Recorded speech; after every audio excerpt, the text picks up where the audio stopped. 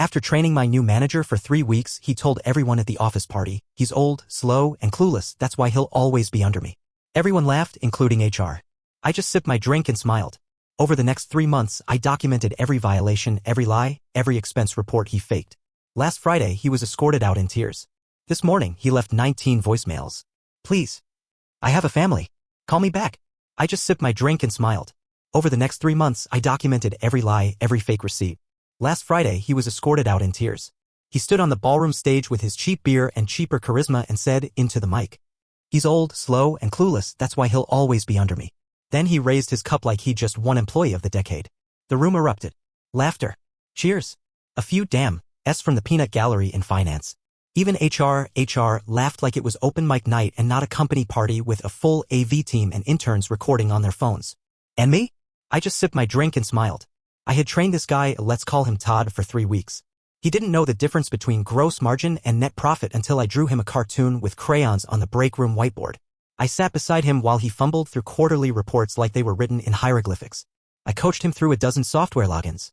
I even covered for him when he forgot to tell a client their account was $28,000 in the red. And this is what I got. Old, slow, clueless. Let's rewind for a sec. Background check, me. I'm 47. Been with this company for 19 years. Finance operations. Not flashy, not loud, but I've outlasted 6 department heads, 3 acquisitions, and a CEO who once tried to expense a luxury boat as team-building equipment. My desk is the one with the stacked folders no one wants to touch. The one people visit when their spreadsheets won't add up or when they need help just this once with reconciling a budget that's been ignored for months. I'm not fast. I'm not flashy. But I don't miss things. Now Todd. Todd came in like every golden boy does. Fresh off an MBA program his dad probably donated a wing to. Clean suits. Expensive watch. And a smile that didn't quite reach his eyes. Day 1, he called me sir. Day 3, it was my guy. By day 5, he was telling marketing girls he was taking over my whole division. When they promoted him above me 2 weeks in, I wasn't surprised. He had that management glow. That handshake grip. That buzzword fluency. And I had a folder. A thick one. 3 months of patience. After that party? After that speech? I went quiet. Not passive. Precise. I started collecting. Expense reports. Slack screenshots. Calendar inconsistencies. Times he worked remote but never logged into our VPN. Meal receipts filed under client dinners from restaurants 2 counties away with no clients in sight. I watched as he scheduled overlapping meetings, missed deadlines, and blamed junior analysts. I listened as he told procurement, don't CC legal, just trust me. I recorded with HR's knowledge later on a meeting where he asked our intern to just sign this, no big deal. Meanwhile, I smiled, helped where I was asked, nodded politely, stayed invisible. He was too busy shining to notice the shadow behind him was stacking every crack in his armor. Then came Friday. Not just any Friday. End of quarter Friday. Auditing Friday. The kind of Friday where all sins come home to roost. I walked into the 9 a.m. all hands with a binder. Not digital. Binder. Tabbed. Indexed. Cross-referenced. A 3-month dossier of every policy he violated, every dollar he misappropriated, and every lie he told to climb over people like me. I handed it to the CFO. Didn't say a word. By 11:45, Todd was called into a quick sync. By 2 p.m. he was gone. Escorted out. Red-faced. Quiet. The same people who laughed at his clueless joke suddenly found the floor very interesting. And me? I went back to my desk. Logged my hours. Ate my sandwich. Then I checked my phone. 19 voicemails. All from Todd. Please. I have a family. Call me back. Funny, isn't it? 3 months ago, I was old, slow, clueless. Yeah? I'm the only one who didn't laugh. The only one who saw. The only one he thinks might still save him. And all I can think is, it takes a lot of nerve to climb over someone's back. Then beg for their hand on the way down. Edit 1. Yes, I reported everything through proper channels. This wasn't revenge. This was corporate hygiene. Edit 2. No, I didn't call him back, but I saved the voicemails. All 19. Just in case he ever forgets who he underestimated. Edit 3. Yes, HR apologized. Quietly. Over lunch. I let them pay. Part 2. He thought the voicemails would save him. He didn't know I already had the final nail. The first voicemail was sniffling and fake calm. Hey, man. Just wanted to say I'm really sorry if anything I said at the party came off the wrong way. You know how it is, just jokes, just trying to loosen people up. Click. The next one? Desperation starting to creep in. Look, I messed up, okay? I know that. But if you could just talk to legal, or, I don't know, clear up any misunderstandings, that'd mean the world. Then he started crying. By voicemail 6, he was full on sobbing. Saying he had kids. A mortgage. That he wasn't thinking straight those first few weeks. That the pressure to perform got to him. Funny how he never said sorry for what he did. Just for getting caught. Here's what really broke him. The thing Todd never figured out? I wasn't the only one watching. Chmai, one of the colleagues who didn't treat me like garbage, worked in the baggage room, and we sometimes went out for coffee breaks with her. She was quiet, a little weird, with rotating water bottles on the desk that showed Disney villains, but we hit it off, and as it turned out, she also suspected Todd of financial fraud, and she started gathering information about him himself. She caught the first fake dinner receipt. I didn't even know she was looped in until she pinged me one day. Hey, you ever notice Todd files expenses twice under different codes? Not accusing. Just curious. That was month 1. Month 2, Dev from IT flagged a weird pattern, Todd's VPN never showing traffic on days he was supposedly leading Zoom meetings. Month 3, our intern Paige, who Todd liked to call Pumpkin in meetings, recorded a conversation where he said, "If anyone ever checks these numbers, I'll just blame the old guy. He's been here forever, who's gonna doubt me?" Spoiler, everyone. Because Paige? Paige's mom works in compliance. Yeah, you can't make this stuff up. The voicemails got weirder. One said he was going to go public. Said he'd expose how you sabotaged me. I smiled, because I knew the board already had Paige's recording. Jamie's report, Dev's logs, and most damning? A video. From the party. Yup. Someone recorded his "he's old and clueless" speech. It made it all the way to LinkedIn. Posted anonymously. Overlaid with the caption, "This is what ageism looks like in corporate America." He was fired a month later. It hit 140,000 views in 3 days. Comments flooded in. People sharing their own stories. Some asking if I was the guy in the video. I wasn't tagged. Never responded. Didn't need to. Then came the last message. Voicemail 19. A whisper. No bluster. No crying. Just, "They're blacklisting me. I've applied to 10 jobs and no one calls back. Please. I don't even care about the money. Just help me explain. Please." Click.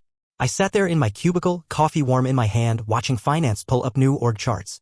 Watching Jamie get promoted. Watching Paige get offered a full-time role for next year. And I realized something. Todd never understood the game. He thought it was about looking sharp. Talking fast. Climbing quick. But this place? This place runs on the backs of quiet people who pay attention. People like me. Final update. Todd tried to sue. Alleged wrongful termination. Hostile environment. Retaliation. But he didn't know one crucial thing. HR had already opened their own investigation 2 weeks before the party. Quiet. Careful. Because of Paige. Because of Jamie. Because of me. His own words buried him. That video? Subpoenaed. That clueless old guy? I showed up to the deposition with a 3-inch binder, timestamped and cross-indexed. His lawyer lasted 12 minutes before pulling him aside and whispering something. Todd never looked at me. He just left the room. A ghost in a suit. Edit 4. HR's official policy now includes mandatory oversight for new hires with less than 6 months' experience in leadership roles. They call it the Clarity Clause. Jamie named it. I bought her lunch. Edit 5. Paige starts full-time in July. I wrote her recommendation myself. I told her one thing. Never let a Todd make you question your receipts. Edit 6. Me? Still here. Still sipping my coffee. Still watching. Some people build careers on noise. Others? We build legacies on silence and precision. Guess which one survives the storm? Epilogue. He thought he could sneak back in under a fake name. I recognized the signature. He used the same dumb emoji. 6 weeks after the HR fallout, after the party, after the deposition, things finally settled. Quiet hum in the office. HR had gone into PR lockdown. Todd's name was scrubbed from our systems like he'd never existed. The LinkedIn video? Still up. Still circulating. Then came the email. Generic subject line. New vendor onboarding request, Precision Ops Consulting LLC. I almost didn't open it. But we were short-handed that week. Procurement had passed the intake forms to me for review because I knew the systems best. And because I didn't say no. I never do. Clicked it open. Simple template. New vendor application. Nothing special. LLC formed last month. Requested approval for mid-size process optimization contract. Standard stuff. Until I got to the attached proposal. It was well formatted. Too well. Slick language. Buzzwords stacked like a Jenga tower. But what caught me was the sign-off line on the client-facing copy. Let's grow something unforgettable. Rocket. The rocket emoji. Todd used that in literally every Slack message. Like some unspoken signature. Even when it made no sense. I dug deeper. Contact email on the proposal? t.jordan.consulting, domain hidden due to confidency. Jordan. Todd's middle name. My stomach actually dropped. For a second, I couldn't believe it. I thought, no way this dude is this dumb. But then again, this is Todd we're talking about. The man actually thought he could slingshot back into the same building he burned down. I started connecting dots. The LLC was real, just barely. Registered in another state under a shell address. I ran it through the Secretary of State site. One member listed. Name? Thomas J., conveniently redacted as Tom J., on public docs. I cross-checked the application IP with our logs. Matched a login location 20 minutes from his old apartment. Same area his LinkedIn profile said he'd relocated to after leaving our company to pursue entrepreneurial ventures. This man really said entrepreneur instead of I got escorted out in disgrace. I could have escalated right then. Could have forwarded it to legal, HR, the board. Watched the carnage unfold. Again. But I waited. Sent it to Jamie first. She replied, "You have to be kidding me. This dude's trying to come back like it's Shark Tank." Then Dev from IT chimed in. "Want me to trace the domain activity? I bet he's still using the same VPN we blacklisted." But I told them, wait, let's play it cool. I forwarded the vendor request to our interim procurement head, Lana. She's sharp. Doesn't miss a trick. I told her casually something feels off. Mind if I vet this one? She gave me the green light. And so I made a phone call to the number listed on the proposal. He answered. Voice chipper. Too chipper. "Hello, Precision Ops, Tom speaking. How can I help you optimize your operational future?"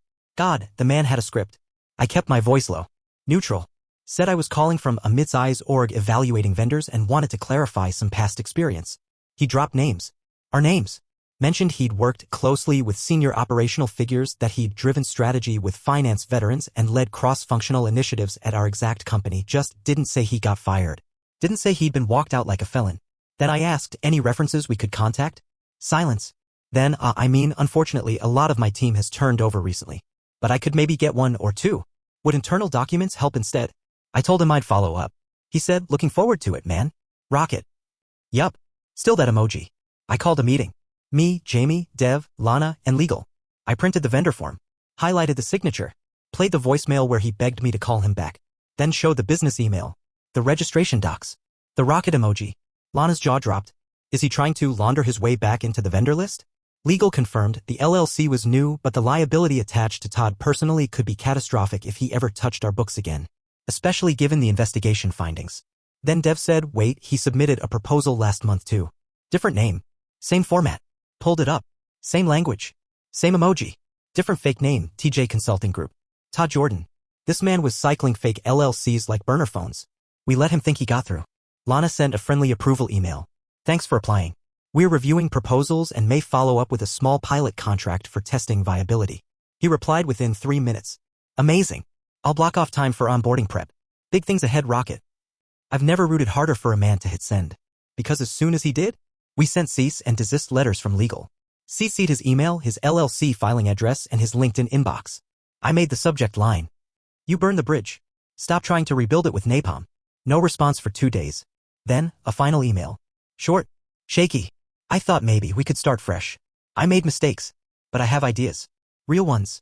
Please. We didn't reply. We didn't have to. Todd's LinkedIn now says consultant, self-employed. No company name. No endorsements since January. His rocket emoji is gone. Just a faded banner that says let's build something big. The irony? He could have learned something from us. From Paige. From Jamie. From Dev. From the people he mocked, steamrolled, underestimated. But instead, he's stuck recycling proposals and praying someone won't Google him. Me? I just got promoted. They call my new position Director of Integrity Oversight. Yeah, that's real. I don't need to take people down anymore. I just stand at the gates and make sure the ones who burned it all down can't got here. Stay out for good. Edit 1. No, he can't legally sue for discrimination or blacklisting. We filed everything with paper trails, third-party oversight, and a glowing audit report. Man got outplayed at his own ego. Edit 2. The rocket emoji now gets auto-flagged in our system's vendor inbox. Dev's idea. We call it the Todd filter. Edit 3. Paige's mom asked if she could use this whole story in a compliance seminar. I said only if I get to narrate the rocket line.